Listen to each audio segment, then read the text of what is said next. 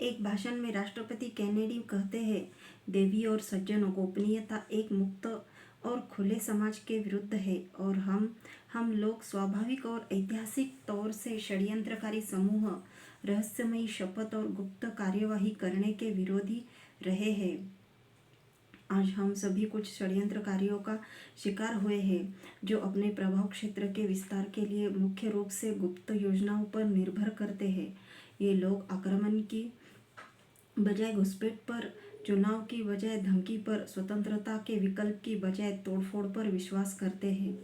इन्होंने मानव और भौतिक संसाधनों को लेकर एक अत्यधिक कुशल सिस्टम बनाया है जिसमें सैन्य, कूटनीति, खुफिया, बौद्धिक, आर्थिक, वैज्ञानिक और राजनीतिक ताकतें जुड़ी है। इनकी तैयारी गुप्त रखी जाती है, प्रकाशित नहीं होती। इनकी गलतियों को दफन किया जाता है, हेडलाइन नहीं बनने दिया जाता। उनसे असंतुष्ट लोगों को खामोश किया जाता है, उनकी प्रशंसा नहीं की जाती। ना ही किसी खर्च पर सवाल उठाया जाता है, ना ही कोई रहस्य खोला जाता है। इसलिए मैं अमेरिका के लोगों को जानकारी देने और सतर्क करने के ज़बरदस्त काम में आपकी मदद मांग रहा हूँ, ताकि आपकी मदद से, जिसका मुझे पूरा विश्वास है, आदमी वही बनेगा जिसके लिए वह पैदा हुआ है, स्वतंत्र और स्वावलंबी। हत्या के 7 दिन पहले उनका एक बयान है, इस देश में हर आदमी, औरत और बच्चे को गुलाम बनाने का षड्यंत्र चल रहा है, जिसे मैं अपना पद छोड़ने से पहले उजागर करना कर दूंगा। जर्मनी ही एक ऐसा देश था जिसने सही मायने में हिटलर के नेतृत्व में बंकरों को चुनौती देने की जुर्रत की थी। प्रथम विश्व युद्ध के बाद जर्मनी पूरी तरह बर्बाद हो गया। तकरीबन 30 लाख लोग मारे जा चुके थे। जर्मनी को युद्ध का पूरा खर्च भरना था, जो पूरे देश की संपत्ति से 3 गुना था। जर्मनी के केंद्रीय बैंक का निजीकरण कर दिया गया। इसके बाद बेहिसाब पैसे बनाकर शॉर्ट सेल के लिए उपलब्ध करा दिए गए। शॉर्ट सेल प्रक्रिया को अगली पुस्तिका भारत में डॉलर राज्य में विस्तार में समझाया जाएगा। इससे 1922-23 में जर्मनी में भयंकर आर्थिक संकट आया, जिससे बेहिसाब महंगाई बढ़ी। इसे हाइपर इन्फ्लेशन कहते हैं। जर्मनी में थोक मूल्य सूचकांक एकाएक बढ़ गया, जिसे आप तस्वीर में देख सकते हैं। सुबह से शाम तक चीज़ों के दाम 2 गुने हो जाते थे। किसी को अगर कर्ज चाहिए होता था तो उसे 35% प्रतिदिन के हिसाब से ब्याज चुकाना पड़ता था। एक समय पर $1 की कीमत 4.3 लाख करोड़ फ्रैंक हो गई थी। नोटों की गड्डियाँ व्यर्थ हो गई थी, जिनसे बच्चे घर बनाने जैसे खेल खेला करते थे, जिसे आप तस्वीर में देख पा रहे हैं। फ्रैंक की कीमत इतनी गिर गई थी कि जर्मनी को 100 लाख करोड़ फ्रैंक तक का नोट छापना पड़ा। जर्मनी का मध्यम वर्ग नोटों की गड्डियों से खेलते बच्चे बिल्कुल खत्म हो गया था। सरकारी खजाना पूरी तरह से खत्म हो चुका था और बहुत बड़ी मात्रा में लोगों के घर और खेत बैंक और सट्टा खेलने वाले के पास चले गए थे। लोग झोपड़ियों में रह रहे थे और भूखे मर रहे थे। ऐसा पहले कभी नहीं हुआ था कि किसी देश की राष्ट्रीय मुद्रा खत्म हो गई हो। लोगों की जमा पूंजी सफाचट हो गई थी। लोगों के काम धंधे बर्बाद हो गए थे और सरल शब्दों में कहे तो पूरी अर्थव्यवस्था का भट्टा ही बैठ गया था। सोवियत बोल्शिविक के कुछ संस्थापकों में से एक और ट्रोट्स्की के करीब रेवोस्की नामक एक व्यक्ति ने साल 1938 में एक खुलासा किया था कि दरअसल बैंकर्स ने ही अपने एजेंट जालमार स्केच के द्वारा पैसों से मदद करके हिटलर को सत्ता में पहुंचाया था, ताकि रूस में स्टालिन को रोका जा सके, जिसने रूस में बैंकर्स के एजेंट ट्रोट्स्की के हाथों से ताकत अपने हाथ में ले ली थी। लेकिन जब हिटलर ने अपने खुद के पैसे बनाने का निर्णय लिया तो वो स्टालिन से बड़ा खतरा बन गया था। यही वो समय था जब हिटलर जर्मनी की सत्ता में आया। वैसे तो हिटलर को बैंकरों ने ही रूस के शासक स्टालिन के विरुद्ध खड़ा किया था, लेकिन आगे चलकर हिटलर ही उनका सबसे बड़ा दुश्मन बनने वाला था।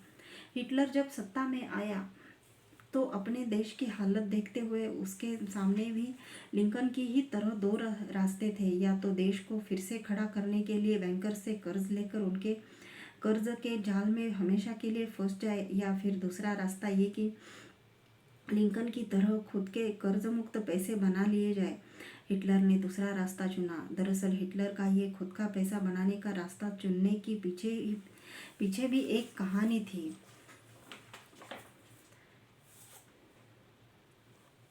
स्टीफन जारलेंगा अपनी किताब the lost science of money में लिखते हैं कि कर्ज मुक्त पैसे बनाने का समाधान हिटलर के सामने तब आया था जब प्रथम विश्व युद्ध के बाद साल 1919 में उसे जर्मन सेना की खुफिया शाखा द्वारा जर्मन वर्कर्स पार्टी पर नज़र रखने का काम दिया गया था। वहाँ हिटलर ने एक डॉक्टर गटफ्राइड फेडर नाम के अर्थशास्त्री का एक वक्तव्य सुना।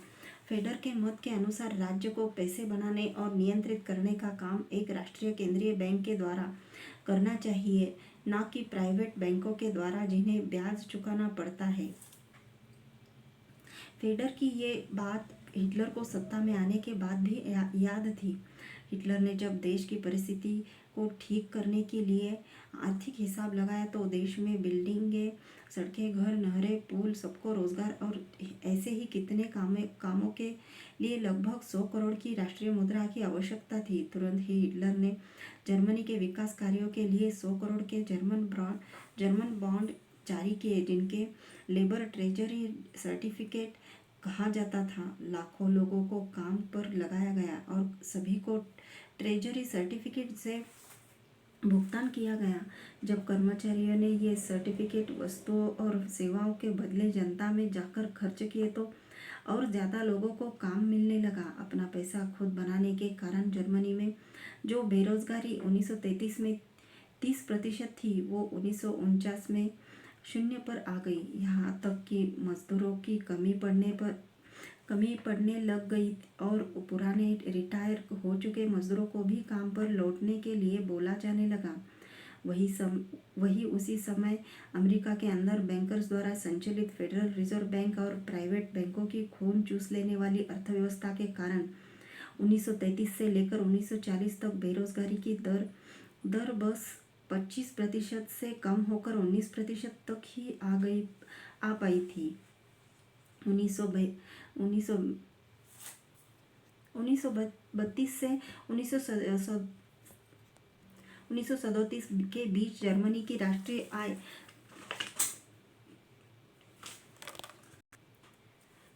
43.8% की दर से बढ़ते हुए 45.2 अरब मार्क से बढ़कर 65 अरब मार्क हो गई और 1932 और 1949 के बीच उत्पादकों के माल का सूचकांक 219.6% की दर से बढ़कर 46 से 147 हो गया। फिर भी महंगाई केवल 4% बढ़ी, या फिर कहे सालाना बस 1% से भी कम।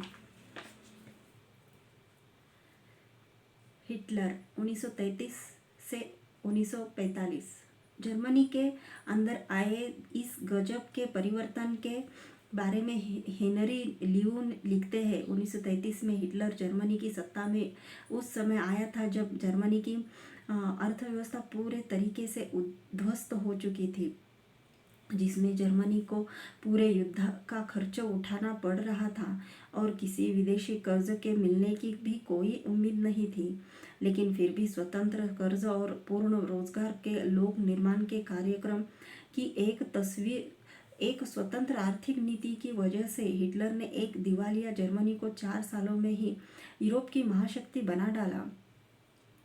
एक बार एक अमेरिकन बैंकर ने उस समय के जर्मनी के केंद्रीय बैंक के प्रमुख शेक्ट से ये कहा कि डॉक्टर शेक्ट, आपको अमेरिका आना चाहिए। हमारे पास बहुत पैसा है और ये ही असली बैंकिंग है। शेक्ट ने इस बात का जवाब देते हुए कहा, आपको बर्लिन जर्मनी आना चाहिए। हमारे पास पैसा नहीं है और इसे ही असली बैंकिंग कहते हैं। 15 जून 1949 को एक कानून जारी किया गया जिसके अनुसार बैंक के निर्देशन और प्रबंधन का काम सीधा जर्मनी के शासक की निगरानी में और निर्देशकों के हिसाब से किया जाएगा। इस कानून ने सही मायने में बैंक पर सरकार का स्वामित्व और मजबूत कर दिया।